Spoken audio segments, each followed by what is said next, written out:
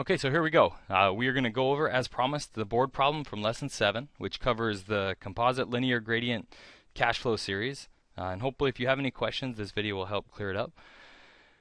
So here's the problem. Austin, in his wily ways, is going to be launching an expansion of his software business across the entire world. And I've agreed to lend him the money. But the terms we've talked about is I told him, hey, I'm going to give you a 6% interest rate, and we're going to compound it annually.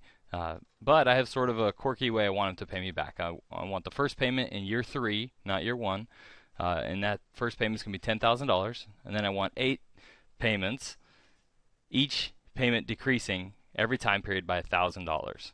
So let's model what that looks like, and we'll start from my point of view. All right, so I'm lending Austin the money. So like every good problem, we'll have a cash flow series. And here, start at time 0. See how good I am at scale. Stop there for now. We know that I'm going to lend Austin some mysterious amount right now. And that's what I'm trying to figure out in the first section of the problem. What's the present value? I also know that I'm going to have Austin pay the first payment of $10,000, and then subsequently after that I'm going to have 8 total payments, including the first at $10,000, that each decrease by $1,000 every year. So if we have 8 total payments and we use our rule, n is equal to n last minus n first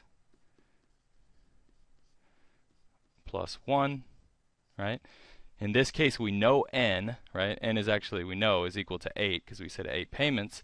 And if we just do the backward arithmetics, we can solve for n last, which in this case is 10, right? So we know we're going to go out 10 time periods, 8, 9, and then 10. And if each payment decreases by $1,000 every year, we'll see that these vectors will slowly decrease. And we'll end up in the last period in time 10 with a final payment of $3,000, right? Which makes sense because $1,000 decreased over every time period. We'll end up with $3,000. So let's draw a dotted line. If you can, that I'm a little off there, but you can see that that represents the linear gradient series. And so now we have this question. All right, what is the present value given this interesting makeup? So the first thing that we said, whenever I'm going to find our present value, right? Whenever I'm going to find our present value of a linear gradient series, I'm going to break it down into 2 components. And those 2 components are a uniform series, right? Like we're going to pretend as if there was a uniform series at $10,000 for 8 periods. And because my first payment is positive, my A, right? So right over here, my A is going to equal the first payment, right, which is a positive number of $10,000.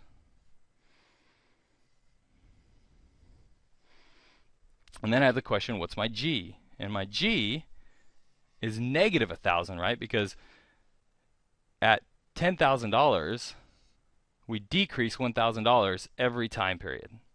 So my G is actually equal to a negative $1,000.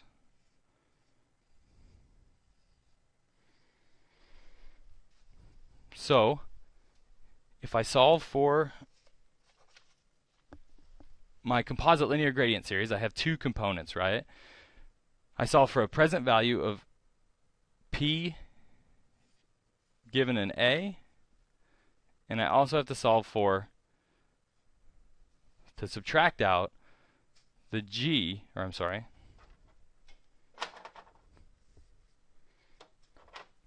the P given a G.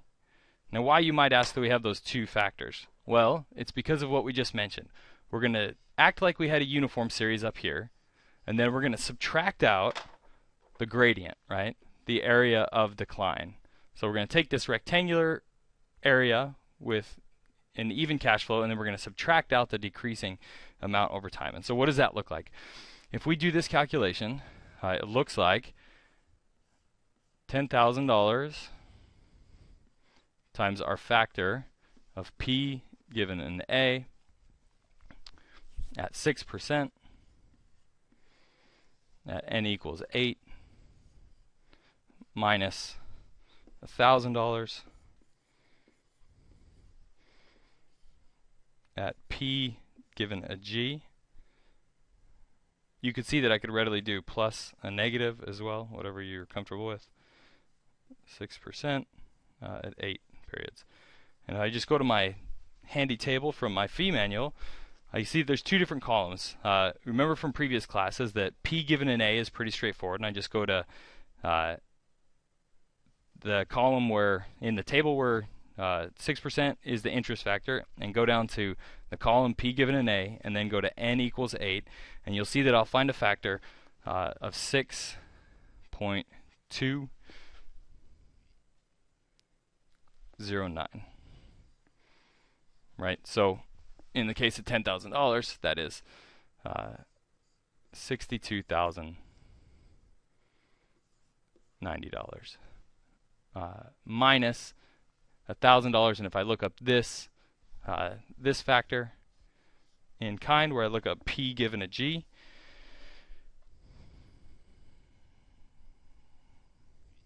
go down to 8, and you'll see I'll find a factor of 19.8416, or right, 19.8416, and that'll be equal to $19,841.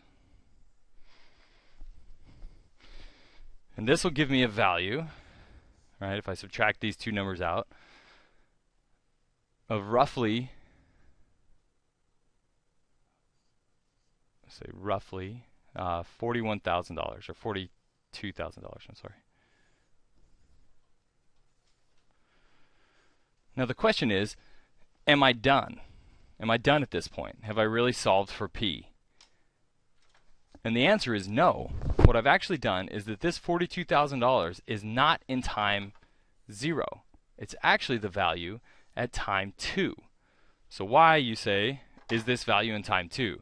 The reason it's in time 2 is because, if you remember, whenever we solve for P given an A or P given a G, we receive the value one time period before the first payment. And in this case, since the first payment is in time period 3, and we solve for P given an A and P given a G, we're actually solving for the value in time period 2. So we actually have one more step, right? So we say the value at time 2 is equal to roughly $42,000, and then we need to discount the value at time 2. Scroll down a little bit to this factor. The present value now actually equals $42,000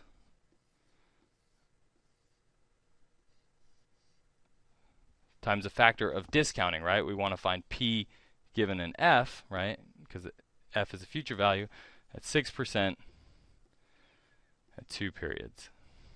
And if we looked up the factor, we would see that P given an F at 2 periods is equal to 0.89.